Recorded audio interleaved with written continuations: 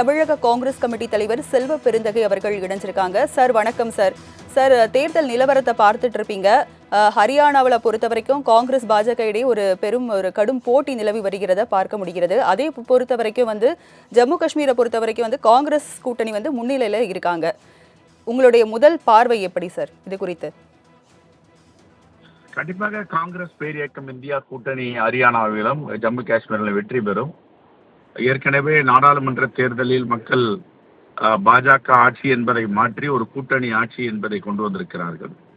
இனிமேல் இவர்கள் செய்யும் ஆட்சி மக்களுடைய ஆட்சியா, மக்களுக்கு எதிரான ஆட்சியா என்பதை மக்கள் தீர்மானிக்கும் இடத்தில் வந்திருக்கிறார்கள்.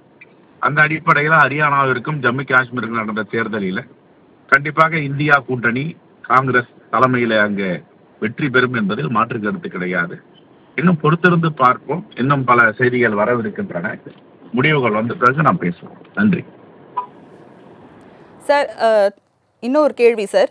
சார், ஜம்மு காஷ்மீரை பொறுத்த வரைக்கும் 10 ஆண்டுகளுக்கு பிறகு இந்த தேர்தல் நடைபெற இருக்கிறது. சிறப்பு அந்தஸ்து நீக்கப்பட்டு இருக்கு. இது ஒரு பாஜகவுக்கு ஒரு பின்னடைவா பார்க்கப்படுகிறதா?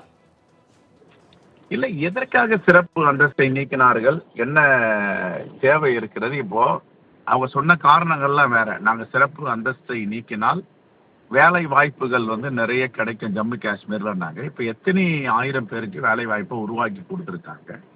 இரண்டாவது, துப்பாக்கி சத்தமே கேட்காதுன்னு சொன்னாங்க. இப்போ துப்பாக்கி சத்தம் கேட்காம இருக்கா? தீவிரவாதிகளுடைய ஊடுருவல் இருக்காதுன்னு சொன்னாங்க. இப்போ தீவிரவாதிகளுடைய ஊடுருவல் இல்லாமல் இருக்கா? அவர்கள் எடுத்த நடவடிக்கைக்கு ஏதாவது நன்மை ஏற்பட்டிருக்கா அந்த பகுதியில் பார்த்தா இல்லை. ஆனால் பாரம்பரியமாக இஸ்லாமிய மக்களுக்கு, குறிப்பாக ஜம்மு காஷ்மீருக்கு கொடுத்த அந்த சிறப்பு அந்தஸ்தை எந்த நோக்கத்தோடு நீக்கினார்கள் என்பது காஷ்மீர் மக்களுக்கு, ஜம்மு மக்களுக்கு தெரியும்.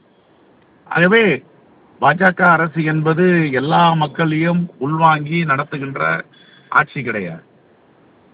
ஒரு சாராருக்கு ஆட்சி நடத்துகிறோம், பிறரை நாங்கள் எல்லாம் ஒதுக்குவோம், ஓரங்கட்டுவோம். இன்னும் சொல்ல போனால் சில அமைச்சர்கள் எல்லாம் இந்த தேசத்தை விட்டு இவர்களை அகற்றுவோம் என்று பேச்சியெல்லாம் நாம் பார்த்திருக்கிறோம். ஆகவே மக்கள் சரியான முடிவு இந்த தேர்தலில் எடுத்திருக்கிறார்கள். ஆகவே இந்தியா கூட்டணி அங்கே ஆட்சி அமைப்பது உறுதி. இணைப்பில் உங்களுடைய கருத்துக்களை பதிவு பண்ணதுக்கு நன்றி சார்.